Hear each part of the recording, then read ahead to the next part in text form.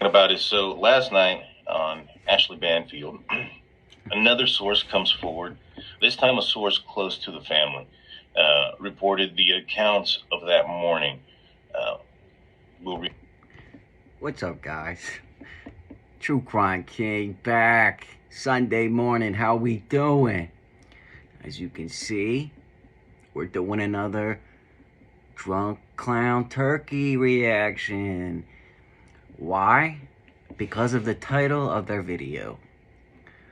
The title is, quote, "What Bethany Funke Did Morning of November 13th Revealed," as source comes forward.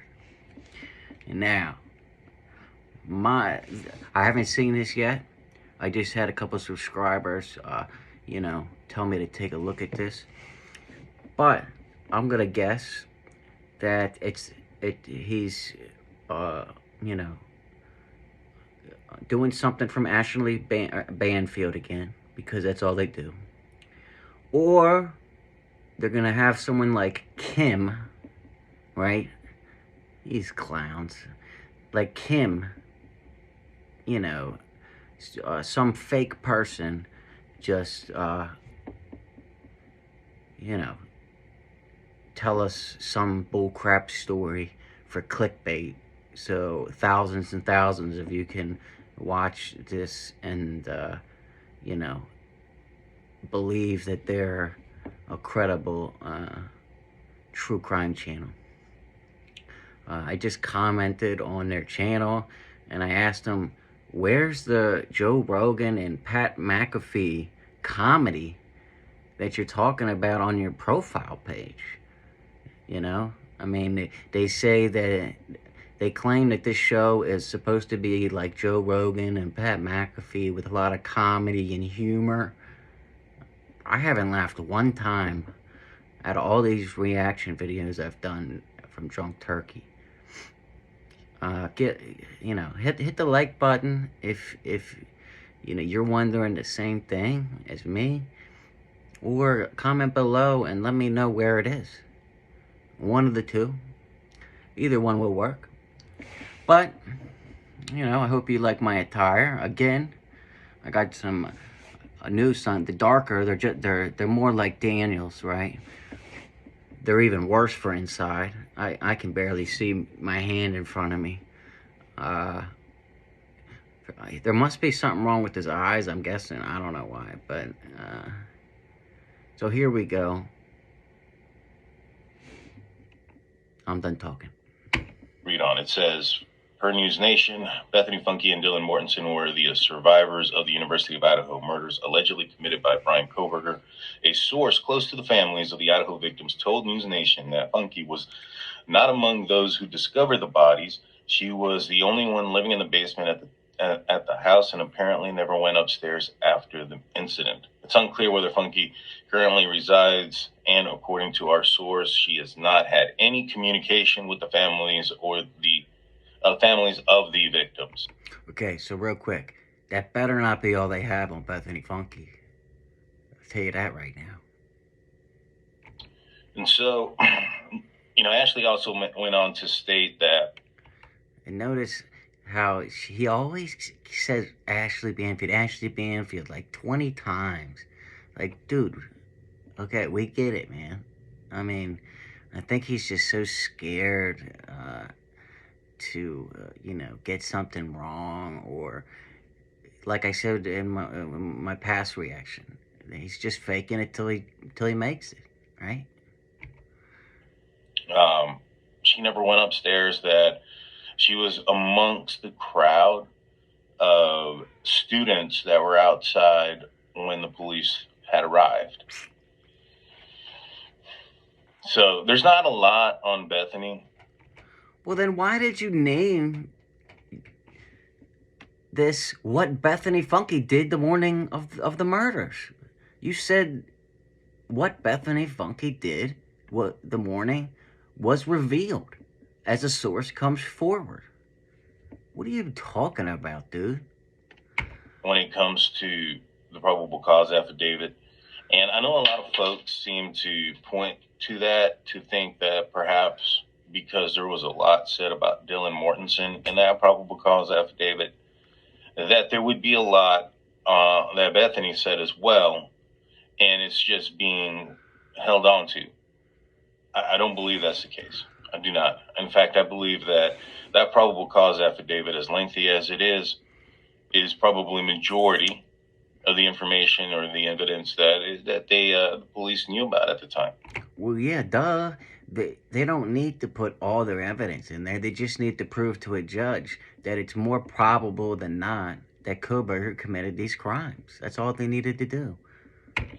They've not hidden how they were able to find Brian Koberger. They used... For a true crime channel, you guys really don't know that much about how the legal process works or anything like that. Or how to vet things yourself. I mean, come on. Dylan Mortensen's big description and knowing that they had a white Elantra without a front license plate, and they played elimination game. They looked at everybody who was in the area who was registered a white Elantra with the two universities, and based on those, they looked at the registered owners of those vehicles to find somebody of the matching height and weight, and they just the possibility of elimination there. Man, I'm sure Brian Koberger wasn't the only one. Whoa, guys. Daniel and Drunk Turkey, they just blew our minds with this breaking news. They told us what the police did. Come on, this is total another clickbaiter, man. One that they were investigating that matched his, the description of the suspect. Now they probably were and and some people get mad at me in the past for putting for doing reactions and then them ending up like this. And usually it's all Drunk Turkey. Don't get mad at me. I mean, these are the guys that are putting this out here. I use the title of the video I react to. So the title of this video is going to be the title that Drunk Turkey used. The video that I'm reacting to.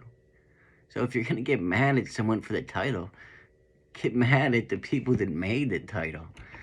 Watching him, and then they got the warrant for his cell phone records, and they realized that he's been in that area for a while.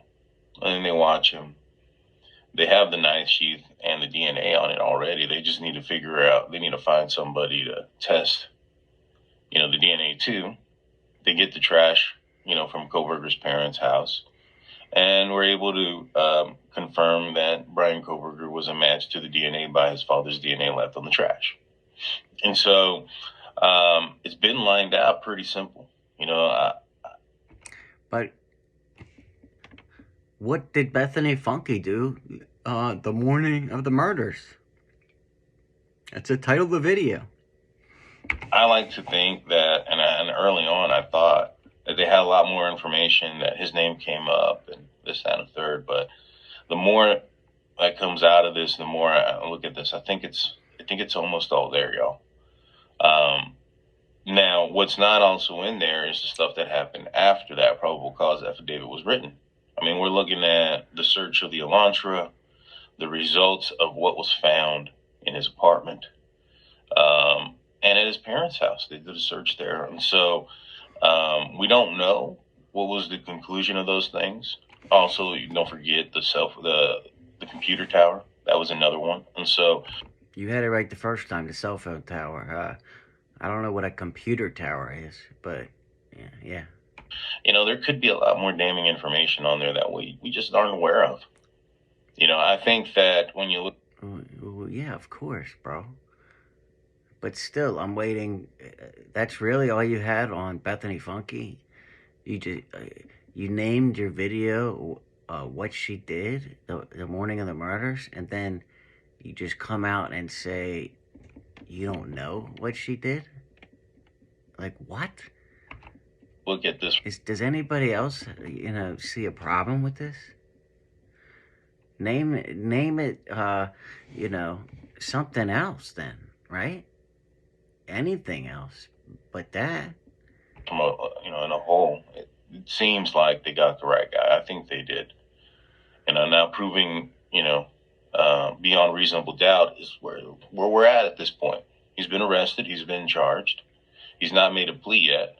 That'll happen. And another mind-blowing statement. But all accounts, he seems eager to want to fight this. And so it appears, though, that we're going to get a trial. Well, of course he's going to fight it. It's either fight it or just go to jail for the rest of your life and don't fight it. I mean, come on. And we're going to see what both sides have to say. But when it comes to this, part, to Bethany, it sounds like she just fell asleep. Oh, here we go. Hold on. Maybe they're going to reveal the secret source and what Bethany did. Here we go. And didn't wake up until the morning. Like I was telling you, like I said last night on the live, my theory is that Dylan walked out, yelled, all right, at the noise that she heard coming from Ethan. And don't tell me you're just gonna say the same old theories that have been going around for months almost now. Don't tell me that's what you're gonna do. Xana's room that scared Kohberger. Kohberger knew how small the community is and the distance between the resident house there on 1122 King Road and the police station, and he probably had a couple minutes to get out of there. The reason why I think he spared Dylan is because she yelled, and he assumed she called police. And well, that's not what I think. But let's keep hearing what Daniel has to say. So he assumed he needed to get out of there extremely quickly. And so that's my theory as to why he didn't, attack Dylan in that moment. But Dylan goes, locks the door, probably afraid because the guy's wearing a mask and all dark clothing. If she was afraid, why didn't she call 911 after she locked her door? Why did she wait almost, 9 hours? She waited 7 hours, almost 8 hours. Why? If she was so afraid. We already know that it's been confirmed by a doctor that there is no such thing as being frozen in fear for more than a couple seconds, right? I've already done a video on that. So, what was Dylan doing? And I thought, clicking on this video and doing this reaction, that they were going to tell us what Bethany did. Apparently have some secret source. But I should have known, especially after the whole Kim thing and, all this other shit going on with these clowns, that of course they're not going to have any inside information. Verified sources from, or supposedly verified sources, I think it's off of Reddit. I'm not sure. But all right, you guys, please comment below and tell me the things that you like about this show, the Drunk Turkey Show, because I want to hear them. Somebody tell me what they like. I don't want to argue. I just want you to tell me what you like about this show. I mean, it can't be the facts, because there is no new facts, right? I mean, it's... But I saw that, I think it was a sister-in-law from Ethan that came forward and stated that that she had called everybody in the house, and before calling the neighbor. I think that happened a couple times. I think that happened that night after the incident. My assumption is that maybe Bethany answered the phone. Maybe. I don't know. Once again, I thought we had source comes forward and, you were going to reveal. And, said, yeah, whatever, right? I heard something, or maybe I didn't hear anything. I was asleep. But hold on, I think that gave Dylan a little bit of false it's still weird that they didn't call the police. Instead, they called the neighbor. Hunter comes over. He ends up going upstairs, discovering the bodies. Now, according to Ashley Banfield, here we go again. How many times has he said Ashley Banfield? I even just skipped a couple of minutes, and then boom, Banfield, Banfield, Banfield. I mean, dude. Hunter's the one that ended up, or the best friend of Ethan. We suspect it being Hunter Johnson. He's the one who ends up calling 911 off of Dylan's phone. And we talked about it last night. One thing I can think of is that, Dylan was probably a little bit frantic at this point. Nobody's still answering the phone. And she contacts neighbor, says somebody was in the house and I can't get anybody to open. Yeah, everybody watching this already knows all this, right? I mean, I'm assuming everybody clicked on this for the same reason I did, and to do a reaction is because they were saying, once again, they knew what Bethany Funke did the morning of the murders. And they claim to have a source comes forward. I mean, look at the title of the video. I'm not going to say it again. But, I gotta emphasize this. I mean, they always put out these titles, but then never have any information about the actual title. They just say the same thing almost in every video, just in a different order. The door. This is Ethan's best friend, so he jumps up, runs outside, probably forgets his phone. And that's the reason why he's having to use Dylan's phone. I'm more concerned about, do they have enough to put him away? I think there's some questions, and I think there's yeah, we all. It'd be a lot different if his DNA was on a wall or on the. Still talking about Koberger, nothing about Bethany. So I'm gonna skip one more. It's a very circumstantial case, and I'm a little bit concerned about it. We also had a poll last night. Okay, so they have nothing about Bethany. Once again, I encourage you to read the title.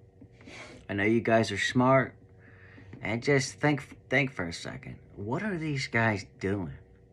Why put out a title like this, right? If you don't have anything relevant to the title. But that's all I got for today, or at least this video. I hope you enjoyed it and maybe got some laughs out of it. At least you're getting a little comedy with my channel, but I'm not claiming to be Joe Rogan and Pat McAfee, right? There's zero humor in this with Drunk Turkey Show. But yeah, and don't forget, I want to hear what you guys actually like about this show, because apparently 30,000 of you like something. So, but I just don't understand it. I mean, I thought I was kind of, average, mid-range in the IQ category. But I can't figure this one out, man, But anyway, if you liked it, hit the like button. If you didn't, don't hit the like button. It's okay. I'll survive. And until next time, True Crime King out.